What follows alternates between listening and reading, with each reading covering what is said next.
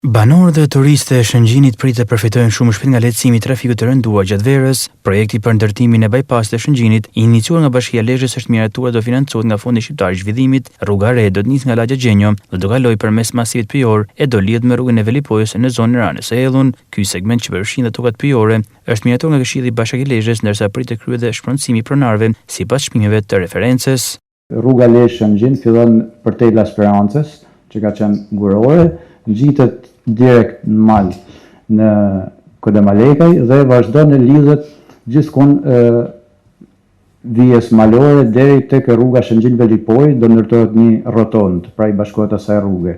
Gjithë ata që janë për Ranë të Hellun ose për Velipoj shmangin komplet trafikun e Shëngjinit dhe ngjiten direkt atje. Po, rruga do jetë dy kalimshe dhe ka kriteret që nuk ka nevojë që të hiqet nga fondi pyjor, thjesht do pasqyrohet në fondin pyjor. Pra nuk është e gjerësisë që të hiqet komplet. Projekti i bypassit të Shëngjinit është bërë nga Bashkia e Lezhë para 2 viteve dhe është miratuar te Fondi i Zhvillimit.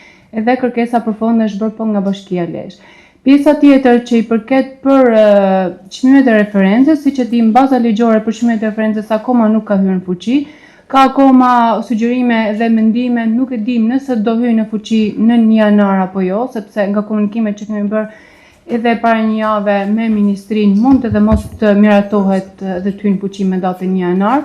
Ne për këtë pjesë ne jemi dakord, do bëjmë sugjerimet tona si bashki dhe presim që të miratohen që me çmimet e reja të referencës fillojë edhe procedura e shpenzimit për banorët në fjalë që preken nga ky projekt. Përfaqësues të opozitës kanë kritikuar vonesën e zbatimin e projektit, i cili ishte planifikuar që prej 8 vitesh.